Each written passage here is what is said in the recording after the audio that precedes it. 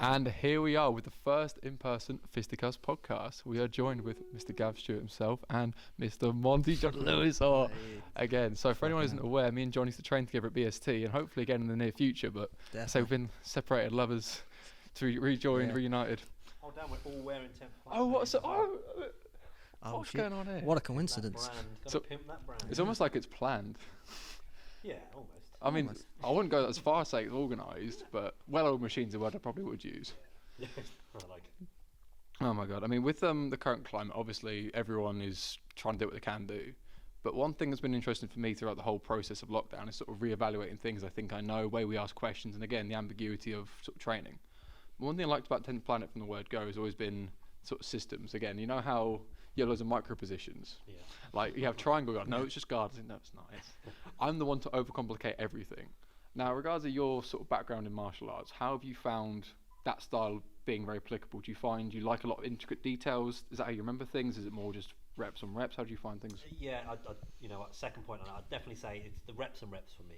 I love the details, and if anybody watches the MTS Eddie Bravo monthly instructionals, there's a ton of really good details on there. The warm-up system for 10th Planet is pretty savage, and I think if you master A through H of the 10th Planet warm-ups, you're pretty much purple belt level. But for me, it's the feel of it. I prefer to an analogy I always give to my class is I want your jiu-jitsu to be like when you do your shoes up. If I was to say to you, tell me how to do your shoes up, you would say, I'm going to take the left hand, the right hand, I'm going to go over the top, I'm going to do this, I'm going to do this. But if I said to you, show me how to do your shoes up, you just go whack and do it like that. And that's kind of how I like my... There's definitely a place for notes and writing stuff down, especially in the early days, and doing the mental drilling that comes with jiu-jitsu.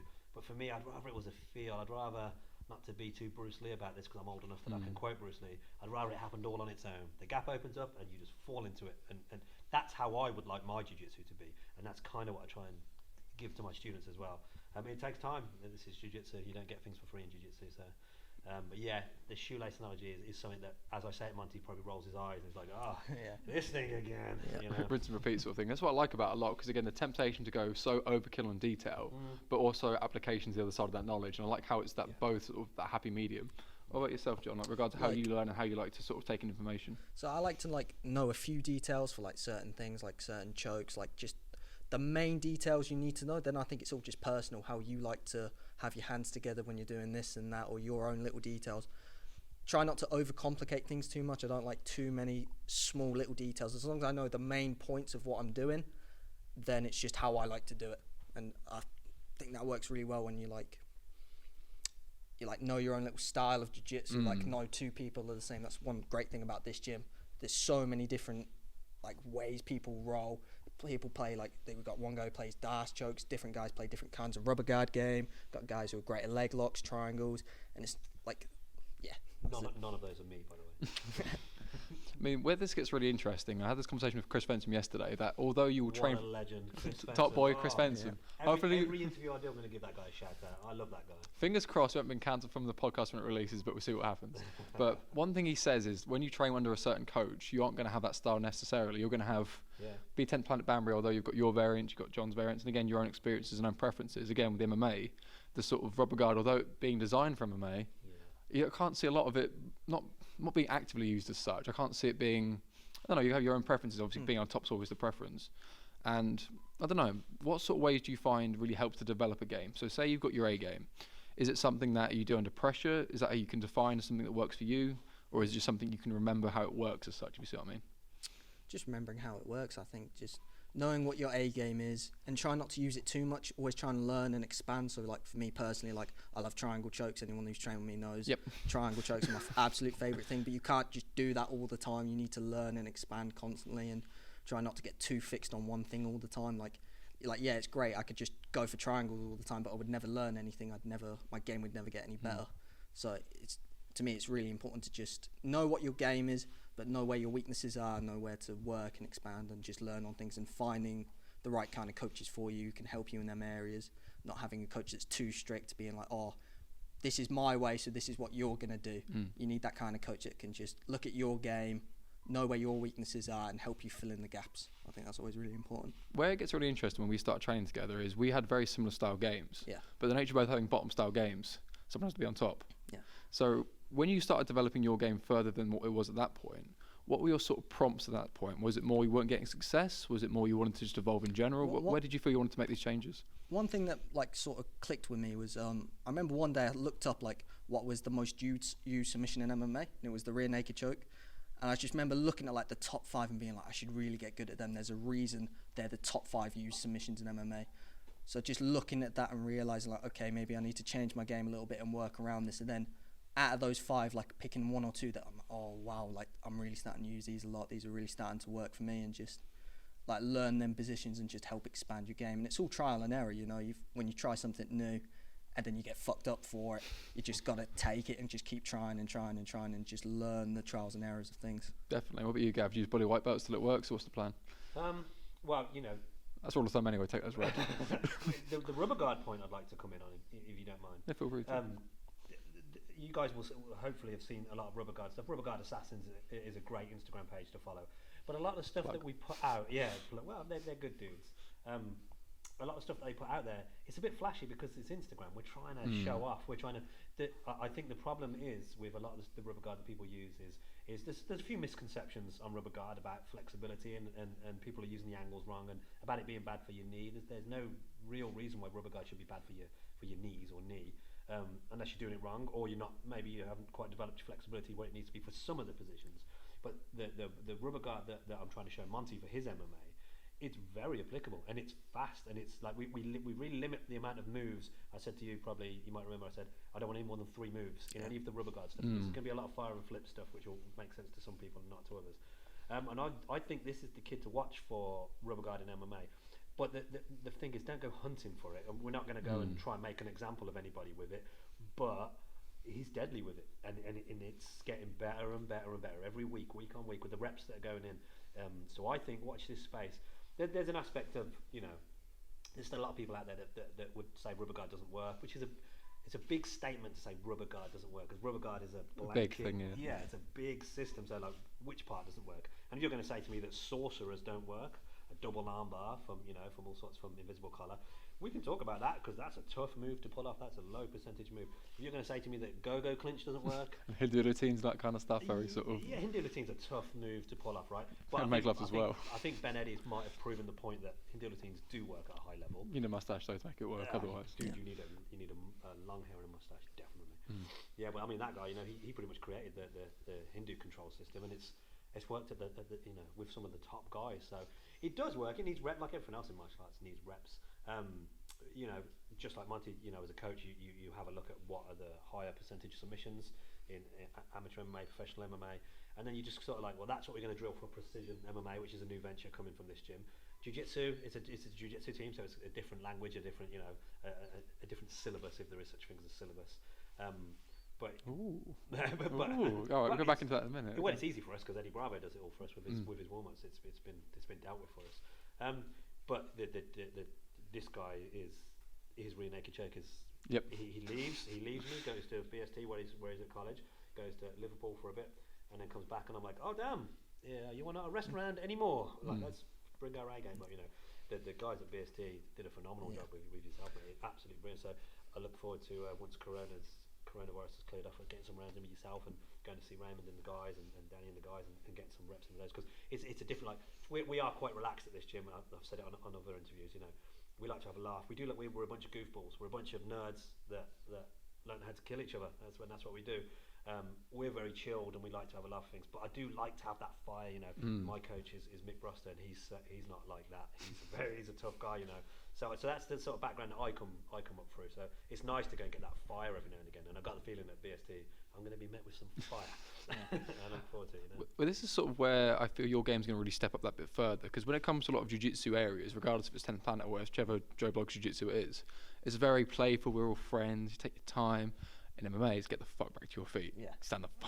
Again, it's a very different tone, but I feel having that in your locker is what makes it interesting. And one thing you said, and I absolutely love, give me 3 moves.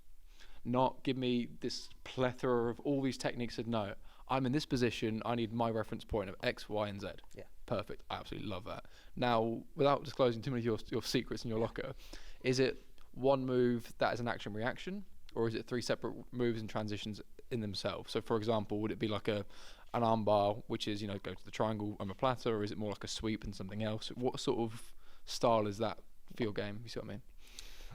I always try and base my jiu-jitsu game on MMA because that's where I want to go. I want to go far in MMA, so I always try and base it on MMA and just try and link things together, try and link in your wrestling and jiu-jitsu together. So I would say like putting the three together is more applicable for me. So like going from one move to the next. And I remember Danny, when I first started training at BST, one thing he said that really stuck with me was like predictable movement, making guys do what you want to do, predicting their movements and countering them. I feel like that's a big part of my game. I learned so much from Danny for that aspect of like jiu-jitsu and MMA. Like I remember when I first started training and rolling with Danny, and he put his knee on my face, and he'd like create a certain reaction out of me, and now I use that all the time because it just works. It's little things like that just to create nice reactions out of people and get what you want. Yeah, that would be nice in inverted commas, I'm going to add. Because again, with rolling with Danny and those sort of things, there's a whole rule of thumb. If it's not against the rules, you can keep doing it sort of fine. And there's not still love and was all fair and love and war. But this is what I really like as well, is the action reaction. There's a Ryan Hall instructional, and I think it was the standard hip bump or triangle sort of thing. You base down. So whether you're a day one white belt or you're a hoist Gracie, if you bump and you don't base, you will fall. Yeah. Full stop. And I like that sort of thing. Like action reaction. You only have certain pathways to go down. But from like the 10th planet side of things, again, it seems very systemic, we do this is why it works, and so on and so forth. Is it quite concept heavy the way you learn your jiu-jitsu? Do you feel? Yeah, definitely, yeah. But it's like you learn this kind of like rules, laws, if you want to call them that, and you're trying to apply it to the whole game. But we are a very free-thinking system. Everybody's, everyone can put their 2 cents in, as long as you're not a white belt. That's it. No, everybody can put everyone can put their ideas forward. Me so pro. That's it. That's an experienced veteran. Something like that. It's my first time. That's fine. I don't know what to do with my hands now, Rick. My strong hand. God, that's an old quote. There we go, classic. Yeah. Iconic. Anyone who hasn't heard it, Scary Movie 2, sort yourselves out. Did you know what my mum was? I don't know what to do with my hands now, Rick. Is it Ricky Morty? Ooh, close. Talladega Nights. Close. Ricky Bobby, that's what. There we are. What are we saying? Yeah, concepts. Oh yeah, jiu-jitsu. So Oh, 10th planet, that stuff. Oh, yeah. The gring thing, yeah. I did a seminar with Gio and Buggy, and it wasn't the last one I did in London. It was back in the day in Birmingham. And I remember Gio talking about concepts. We've shown you a bunch of darts, a bunch of leg lock stuff, a bunch of inverted stuff because it's Gio. And I remember Gio walking past me on Blue Belt at the time, and Gio just went, "You got to work on that, bro." And I was like, "Oh, all right, the feels." It was true though.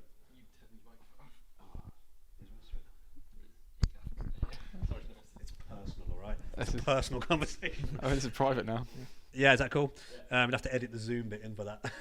And so Gio's like, "Oh, you got to work on that, bro," which I did. I was in Blue Belt at the time. But then at the end of the seminar, after we learned all these cool moves, he was like, just think of everything we showed you today, but think of the concept around it. And that really stuck with me. And then every seminar that I did after that, you know what seminars are like, after 2.5 hours, you're like, "Oh, I can't take any more in, man, like I'm done." But I'm always, like, I like to think I always leave with a concept, which I take back to the gym. And that's kind of how I like to coach newbies from day one. Like, yeah, you got to teach them how to shrimp, you got to teach them how to do all the things that newbies have to learn. But if they can start picking up those concepts, like from day one, I feel like the jiu-jitsu just goes a lot quicker. So I've been training with Monty for how long now? 6-7 years. I met Gav when I was like 15, 16. Walked into the gym with my dad. That's what I remember. Snatched them up. And that's habits, isn't it? But for me as a coach, Monty taught me a lot about coaching. Like, and Monty's like, I look at Monty like, well, I must be doing something right. Look at the kid, like he's a stud. So so the concept is a big thing, man. I think if there's any newbies listening to this, try and take that from jiu-jitsu. Take the concept of what you're learning rather than what you're learning. You've got to take what you're learning as well, but you're not going to learn every move, every intricate detail of every move. But if you can take the concept and what the person or the coach was trying to teach you, you'll probably progress a bit quicker than what Monty has. Twist the knife. But this is something I found really interesting, especially through my own sort of progression, where I used to be that sort of technique Nazi, where it was, okay, it has to be this step, then this step, otherwise won't work. And then sort of, okay, now you just need principles. Okay, less is more as such. And one thing I love about, I think quite ironic about this whole 10th planet system is it's meant to be very free thinking, but it's a very organised warm-up system.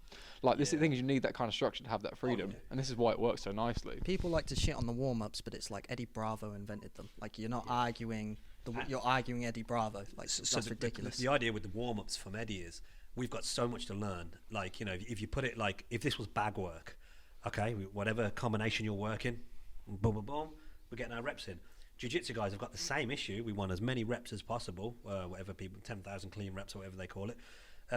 So Eddie's like, how can I get my students to get all these reps in? So the warm-up system was born. And not all the coaches use the warm-up system. And some people, you know, they're not into it. I think it's a really good tool to fast-track white belts. Fast, you know, there is no fast in jiu-jitsu, but to fast-track white belts. But also it gets you to experiment with different parts of jiu-jitsu that you might not be playing spiral guard or reverse de la Riva, but warm-up H will get you there, and it'll be like, right, try it. And then you might be like, damn, I love this. Whereas who would have shown you that? It would have took you years to find that you love, you know, to get that inverted or play reverse de la Riva or whatever you're playing.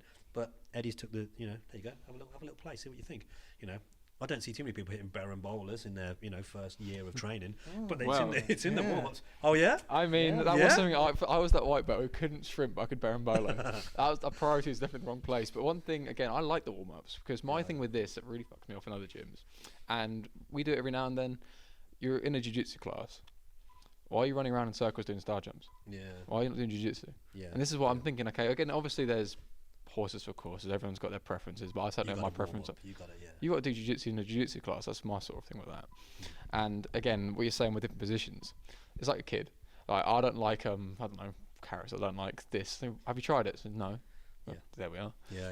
Like I didn't think de la Riva was for me in my second white belt class because I had all the authorities as a second day white belt to say that's not a bit of me. Love it. I mean, you know, we got a guy here. We call him Juicy Luke for obvious reasons. He is so strong, and strength is his thing. He's just a strong guy. But he's so flexible, and so you would look at him and you would think rubber guard is never going to be your thing. You are jacked, and he'll pull guard on you, and you're like, why is this like 100-kilo guy pulling guard on me with his arms are like my legs, and then he's so flexible he doesn't even need to use his angles, and next thing you know he's throwing rubber guard on you. So it would have been really easy for someone to look at him and just by the way he looks and be like, rubber guard's not for you. And I think he trained at Atlas, and somebody said to him, he was wearing a 10th Planet vest. He's like, dude, 10th Planet, aren't you a bit big for 10th Planet? And it's like, well, no, not necessarily. You don't know what I can do. You don't know what these hips can do. Ooh, baby. They don't lie. You know what I'm saying? So yeah, you know, that's one of the things I like about the warm-ups is it gets you to train things that you might not have trained for years. You know, you're probably going to come across it eventually, but Eddie will be like, look, see what you think of this. And you might be like, dude, I'm not into this. You know, it's not my style. But at least you'll get some reps on it. And you know, best way to learn how to defend things is to learn what the attacker's doing, right? So, I mean, this is a huge thing in itself. As you build that sort of layer of it, and you practice things to nth degree. I always say it's like driving, for example, where like you start, you kind of get the clutch right, you get the bike right, kangaroo and everywhere. You're trying to work with the traffic, everything else. Yeah. Get more mechanically sound. You think, okay, just the traffic I'm worrying about now, and it makes things a lot more. A great analogy, right? Because like, how many times you've been in the car and you're like, you have to remind yourself that you're driving. You're like, oh damn, I've gone like 50 miles. I don't even know where I am. Put the pint down. Yeah. Wouldn't it be beautiful if that was your jiu-jitsu? You don't know how you're going to sub them, but you will arrive. Oh damn, I'm here. Boom, let's go. You know, that's what you want your jiu-jitsu to be like, right? And you know, I'm just a lowly brown belt. I've got a long way to go to a black belt.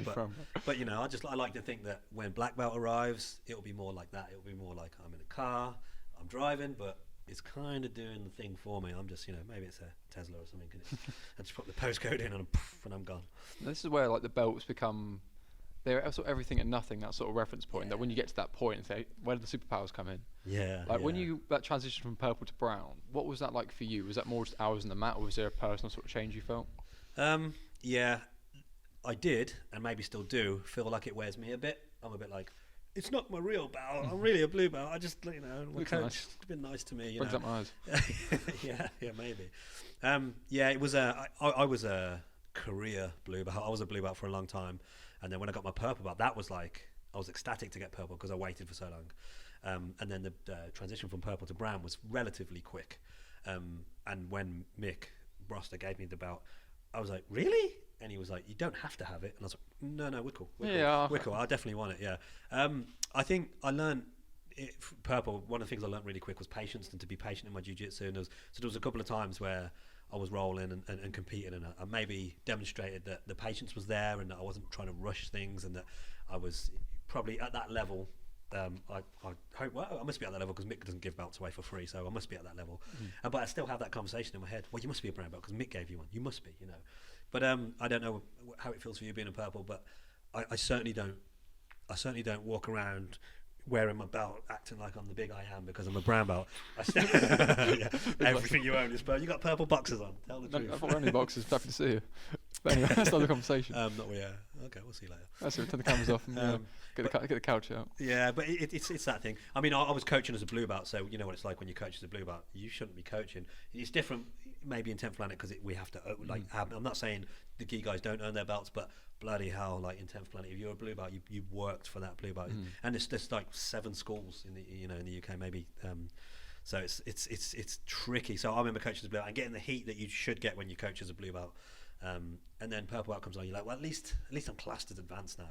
And then brown belt comes along and it's like, stop, slow down, So, but you're not invincible. There's no superpowers involved, Don't give white belts come in and the new guys come in, you'd be okay, But like this guy, he's nipping at my heels. And I mean that literally nipping at my heels. Yeah, It's the tooth marks, I can see him. Yeah, but that's why there's things now. And then of course, it's a Scouse thing. Yeah, yeah. You didn't used to do that before you went to Liverpool, mate. No. But yeah, there's the superpowers that you've got a superpower in terms of a drunk guy at a bar, but anybody that trains, we're all in this for the love of it. I hope anyway. Ego killer though, right? I would say the belts. As you get better, you realise. Oh God, there is so much with that. And again, one thing with the belt system is. One thing that's given me a bit more confidence is I'm not qualified to say if I'm ready or not. But I feel my coach should be qualified to say, I pass that buck well and truly to them. You know what I mean? It's very much out of I've got no authority. But one thing you said there about coaching as a blue belt, the heat you get, it's the faux pas in jiu-jitsu. I think is one of the worst part of this cult we love. About how the whole point of this is meant to be. Have you turned off again? No. It's on. All right, we're all good. It's on, dude. Don't worry. But yeah, the cult we love, and again, it's this sort of thing that if we don't challenge what we already know and don't try new things, we don't evolve. So which one is it? And again, is it stick to the whole traditional, whatever the fuck traditional is? Well, that's one of the big things that really confuses me about some of the 10th Planet stuff, because you do get a lot of people love the 10th Planet system, loads of people love it. There are still some people that really really don't like it, and I'm always like, aren't we supposed to be like the free thinking martial art that like encourages the evolution of the sport? I get why, if you were a traditional guy that's been training jiu-jitsu for 25 years and then this this new system comes along, you might be a bit like, what, nah, it's bad for your knees, I get it. But at the same time, like, if it's really is an ego killer and it really is what people say it is, surely you should be open-minded. You don't have to train it, but open-minded to it, maybe. Like, I'm not close-minded to anything. I love that there's people out there that play points and only points, and I can learn loads from those kind of people, because we really search out sub-only comps if we can, because that's just what we do. It's we have fun within the sub-only world. But damn, I like that little thing. I like what the pin guys do, the point guys, but we have fun in our. I saw that. Well, I think maybe we could both agree that rolling for subs is more fun. I think that's it's very universal. Yeah, I might be wrong. I might be wrong, but shoot me at dawn if you. Yeah, but that's what we roll for subs. I honestly don't mind if my guys go out and get closed out on points if they were hunting the sub the whole time. I'll give them a big cuddle just to say But one thing that I would like to make really clear on this is I'm not against points. I think there's a massive element of this sport which is good control, good positioning, closing out space. Of course there is. The points has got. We will enter like the all-stars sort of comps, even though they don't really fit in with the way we train, because you should be good at it. You should be good at everything in this game. But sub only, it's just more fun. Well, it's the whole virtue and vice things. Like, do you pull guard because you want to play guard or because you haven't got takedowns? And for a long time myself personally, I didn't have takedowns. So pulling guard was the only option I had. And this is the difference. And as long as you can play points, have the option. Can you turn off again? No, I'm just checking. Oh, that's fine. Maybe stay away from the button. That's fine. I'm like this. You talk about strong hand. I'm holding the mic like this. Maybe we get like a stand and just keep your hands behind your back. Oh, I love that. But again, when the camera comes up, we sort of bits off. But one thing at a time. But again, this is where having the thing in your locker, having that positional control, having different elements of your game, I feel is so important to keeping well-rounded. And much like you said there with the rubber guard excuses people have like myself, again, I've not really given it a lot of time to say it doesn't work, it doesn't do this, that and the other. And again, this is more the main focus. Fantastic that's your approach. I haven't given it enough time, so I'm not going to have an opinion on it. Much like me, I've given like 3 months of my life to the gi. So I don't run around telling people anything about the gi. I can have my opinion of the gi. I prefer no gi. I'm allowed to say that because I prefer no gi. But I'm not telling anybody one's better than the other or one's not better than the other. I haven't done the time. I couldn't tell you whether wearing a gi is better in the street than having no gi.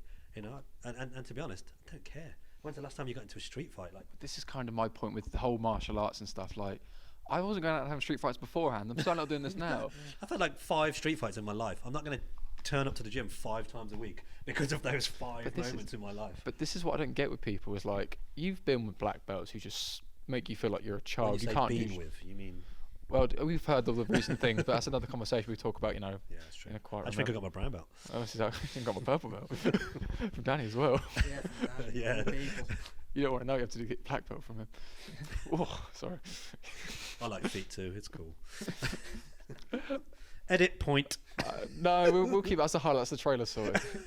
But where was I even going with that? But this is it when I can throw the person interviewing off. Conversation, not an interview. Make it very clear. Interviews are impersonal. Conversation, yeah. Very good. But with sort of belt ambiguity, and again the real reason you train, like you said there about ego management, more ego management than killing, because again, anyone who says they don't have an ego is just either you must have your bollocks chopped off. What does that mean? Yeah, you need a bit of ego to survive this bloody world nowadays. Yeah, but does it run you or do you run it? Exactly in my opinion. Sometimes mine gets the better of me, definitely. I've had moments where somebody's got a bit fruity, maybe a Krav guy's come in, tried to put his fingers in my eyes, and that's a true story. And I'm not going to lie to you. I was like, okay, I'll show you then if you want to see, And I said to the guy, feel free to hit me in the dick, see what happens. And he just got, he dealt with accordingly. I'm not dogging on Krav. But just a lot.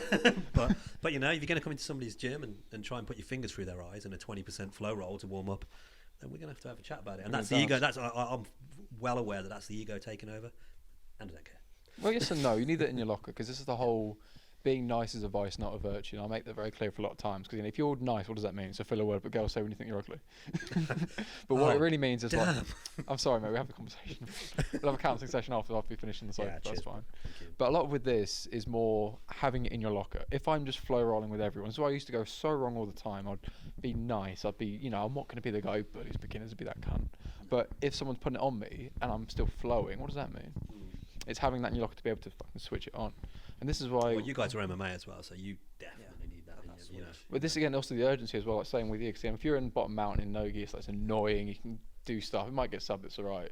If you're getting peppered in the nose, albeit 20%, you fucking know about it. You ain't going to hang about it. Yeah, exactly. When I first went to BST, that was like one of the first things I realised, it's different. I spent too much time off my back here. Danny and Raymond and everyone used to let me know, you spend far too much time on your back. Yeah, that's the thing. The guard pulling thing is a big thing, because people say to me, like I was, believe it or not, I was actually more of a wrestler when I was amateur MMA, very amateur MMA. I was always known as a takedown guy. And so when I don't actually pull guard as much as people think. I just play up to it because it's fun to watch people's reaction. But I'm a jiu-jitsu guy. I can. I don't need to be on top. Top position for me. I don't really mind if I'm bottom or top. I'm happy either way, Power bottom. Yeah. So and people are like, oh, I can't believe you would pull guard and let somebody get top. I'm like, yeah, but I'm a jiu-jitsu guy. It's different for me. I'm not getting hit. When the precision rounds coming in and we're sparring, it'll probably be different. It'll probably be a lot different, But yeah, it is a rude awakening, right? When you go from, I was even worse than that. I went from a taekwondo school to an MMA gym. That's how old I am. That's a harsh. I thought I was black belt. I'm going to be cool. I'm going to go to this gym. I messaged one of the guys there, 10th Flank Redditch, James Wilson. I was like, dude, I'm going to come down on black belt. Don't worry, I'll go easy on you guys. Got murked. I'll go easy on your guys with chest. I didn't really say that, but that in my mind, that's what I was thinking. I'd won some tournaments. I was a coach. I was black belt in a black belt a year. I was like, this is gonna be fine, dude. Side stance, cross guard. Can you imagine how easy that was? The calf kicks, the legs just chopped to pieces. It was the grappling, man. But it was brilliant, because at that moment I was like, oh, I love grappling. This is so cool. How can you have that much control over somebody? And it was the first time. No disrespect to Taekwondo people, but it was the first time I felt proper control. Like, I can't do anything. Like Taekwondo is a point scoring. It's fun, but it's point scoring. It's it's about you basically playing TIG. Sorry, Taekwondo guys. But it's like, when I felt that control, actual fighting, I was like, oh, okay, this is what I'm going to do, and that was it. Then. I think where the whole divide between striking and grappling gets so prevalent. This is what Chris Fenton said as well. Shout out Chris Fenton again. Was more the. All right, it's getting weird now. I understand. The dude's a stud. I understand. Yeah, it's what it is. But it's more so in striking, you don't have that same checkmate unless you knock someone out. You're not going to do that in training. In grappling, you can sub each other 10 times each, and you still walk home no problem. You still everything's fine. Yeah, that's the big selling point of grappling, right? Is we can go 100%. You're safe as the tap. I feel this is where people go wrong with things like Taekwondo, for example. They play better not turn it off. And again, it's that sort of thing you sort of keep doing it. You play taekwondo, you can sort of set your pace at a turn. Again, I haven't practiced it myself personally, but again, from people who do practice, people have told me these things. Yeah. Again, it's without intention. Same with any kind of light sparring, without that sort of test by fire. Yeah. You don't know what you've got in your locker, so you always think, if push came to shove, I'd be alright. But I mean, would you? You know, again, coming from traditional background, it's useful in some ways. It's not completely useless, but I will say it completely ruined my MMA. I went into MMA as 25, so I was probably a bit too old personally to start MMA. And second of all, I couldn't shed the bad habits that I picked up from traditional martial arts. So my striking was never going to be on par because I just couldn't shake those habits. And even now, when I spar, I'm one of the most unorthodox strikers. Spinning around. It is what used to be called Ryan Sonic. Hall, basically. Yeah, Ryan Hall. They used to call me Sonic because I was just spinning all the time. It's useful because if you've got a guy that you're fighting who has that similar karate points style. Karate, actually. Karate. Sorry, Cobra Kai. Strike first. It can be I am useful. Daniel's son. It can be useful to have a guy in the gym, but against any of these guys, like it's subpar. You know, we got a guy, Chris Mee, pro Thai boxer, ex-pro Thai boxer, and his striking is phenomenal. If you get a chance to come down and train with him, any of your guys are welcome. He's like a surgeon for it. Really, like the differences he's making to you, fantastic to watch. Brought up my games like levels and levels. Every session, I feel like I get a little bit better. He makes me want to strike. He makes me want to do the strike classes, that hasn't been said for 10 years. You know, I'm a grappler. I'm not interested in it. But just watching the way he coaches and how he breaks things down, he's a surgeon, an absolute asshole of a person. Personally, socially, the guy's a dick, but great coach. I know. Well, to be fair, you pay him to be a coach, not your mate. So there we are.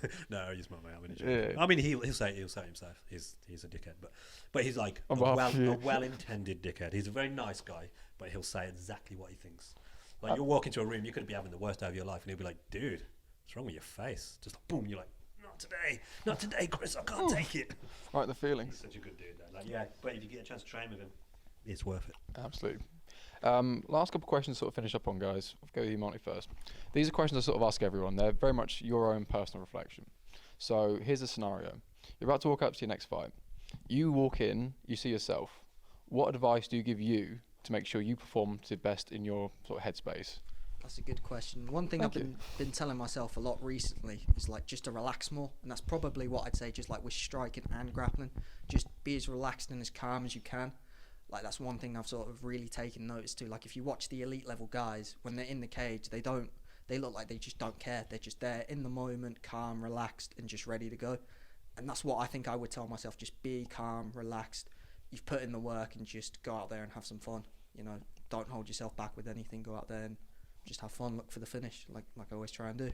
Absolutely perfect. Because again, this is the reason why this question works. You better turn that up around with it. Is your personal point with this? Because it's not just generic. Person going out to fight is you. Your own preference, things you fell short before, things you've had to reflect on, spot on. What about you, Gav, regards to competition? Say you're about to walk out, same kind of thing. What advice do you give yourself to keep you in a good headspace to perform properly? There we go. I'm joking. I was like, can I prank on? Us lads haven't found out what we like. The advice I would give would be, I always say to myself, and this is a nerd moment, is the last thing I always say to myself before I step on the mat is, there is no spoon. It's me versus me. It's up to me what I do. And then Monty couldn't have said it better about staying relaxed, but it's also play your game. There's no point in going into the cage, in my opinion, or onto the mat and being like, right, I'm going to do completely different things that I do in the gym. This guy's a beast of a wrestler, so I'm going to have to be ready for this, or counter knees or whatever. You got to fight like you train. You got to fight like you roll. You got to whatever you're doing, be it jiu-jitsu or MMA, in my opinion, or I guess Thai boxing as well, I suppose, is however you do it in the gym, that's how you're going to do it out there. You got to try and keep the nerves, keep the adrenaline dumped down to a minimum, which comes with time and practice. But however you roll it, if you're an absolute killer in the gym, there's nothing wrong with that. If you're that beast that just like the mat enforcer just runs through people, make sure you do that when you go out there. If you're a bit more like me and maybe Monty, you're a bit more chilled and you just enjoy the flow of it, that's how you want to compete. I wouldn't say get on the mat and be like, right then, because this is a comp, now I'm going to try and murder this guy, drill him through the mat. It won't go well because that's not how you train. What was the point in all that training you did if you're going to change your style? If that's how you want to compete, my advice to you is do that in the gym as well. Again, because this is that whole... People always think you'd rise to the occasion, but no, you fall to your standards of what you've actually been doing, what you've been practicing. Because again, like if me and like John, I'll keep calling him Monty in every context. So John's full name is Jonathan Lewis. If you remember the Penguin advert, That's where it came from. yeah, literally that. And I think it's wonderful. I think it's the most wholesome nickname you How can many get. years ago did I call you that? And it's still stuck. It's still. Everyone in the gym calls me that. I was I'll telling do my it same wife to the end about of the this. podcast so people can appreciate it. Hang on. Monty the Penguin. I can't even remember what the advert looks like. Oh, it's a good one. But yeah, again, it's how you roll properly. Because if me and like John, Monty, whatever alias you want to go by, if we just flow, roll, touch button, park kind of thing, and then comp comes along, lo and behold, I power doubles and whatever I want to go for. Where's that going to be? Yeah, It's not practiced. Now, this is the second question I ask everyone. This is one of my personal favourites. Post-competition, post-win, there you are, belt around your waist, trophy there, got your cheap lager in the thing you want, happy days. What is in your takeaway/delivery basket? What are you going to go for? Definitely pizza. Always pizza. When I say pizza, no, pizza's general, specific. What pizza? Specific. Tell me place, tell me base, tell me toppings, tell me you. Go on. Be controversial. Tell me what you have. Just be you. It can be boring, can be complex. You know, I am a pretty boring guy. Just like cheese pizza. It's just good enough for me. I'm not a big guy on like massive amounts of toppings or anything. I just nice and simple. Less is more, everyone. Less is more. You haven't got to overcomplicate it. It's not. It's not true. What's the place called that does the wings in Banbury? The Auctioneer. Now there's a shout out for you. I am going to get a bucket of their hot wings because they are so good. I'm a pizza guy too, but definitely not margarita. It's you need jalapenos on there, pepperoni. But I'd See, John's got enough spice in his life anyway, so he's alright. yeah, that's true. I don't. I'm a married man, so I don't. Yeah, I'm going for hot wings all day because they're so good, and they do them by the kilo. So Kilo. it suits a man of my physique. Athletic prowess. Yes, thank you. I like that one. And what was the last question I had? Advice to a day one beginner. They walk in, all the enthusiasm, all the beans. They want to show up. They want to go as far as they can. What is your rule of thumb you give them to get them in the right direction? Like, one thing I hear a lot from beginners in particular is they put themselves down a lot and they're like, oh, I'm just shit. Like, I'm shit at fighting, I'm shit at this, I'm shit at that. And it's like, you've been training how long? Like yes, 2-3 months, and you get like a course. You get the guy that's rolling with the coach and punching the mats because he gets tapped. It's like, what did you think was going to happen? Kind of the point. Like, it's just a time thing. If you've been training 5, 6, 7 years consistently, you're going to be good. It's just a time thing. As long as you put in the time and the effort and you stay consistent with it, you can't not be shit. Beginners put themselves down a bit too much is basically what I'm trying to say. Just give it time. Trust the process is what I'd say to them. Trust the process and just have fun with it. It's not about the end, it's about the journey. That sort of thing. Without trying to sound like a cringy, like that. without trying to sound like a cringy motherfucker. Wow, I thought yeah. I was going to Aerosmith song or something. Oh, chills. What were you, Because Gav? I'm around down Leicester. Yeah, no, it's fucking Marcus Aurelius. Smoked all that weed before this. Fuck that. That's not the warm-up, isn't it? I would say, I think I stole this off Rogan, but time plus effort equals change, which is the same, that Monty's saying really. And something I always say to my students, if you leave here better at grappling than when you turned up, the job's done. It doesn't matter who you're beating or how you're beating them. If you leave here better than when you came, job's done. We were happy. Keep doing that consistently, and before you know it, you'll be murking people. Is it 1% every day? It's 365% by next year, isn't it? There we go. Social media, guys. Where can people find yourself, Monty? They can find me at Jonathan_Lewis048. Just find me on social media. Yeah. Cool, yeah. 10th Planet Banbury. We're all over the place, to be fair. Go to www.10thplanetbanbury.com. At the moment, we're running a special, if I can plug. We're giving 1 week's free for when we open, when we're away from all this nonsense. So any of the newbies that get to me nice and quick, we're going to give you a whole week's training free. There's some big things happening now. The thing I wanted to break, I've been told by my boring teammates that I'm not allowed to drop the thing that I want to drop. But all I'll say is watch this space. There's big things happening, and they're happening really soon, like hours away, maybe days away. But agreements have been made, and we're ready to announce.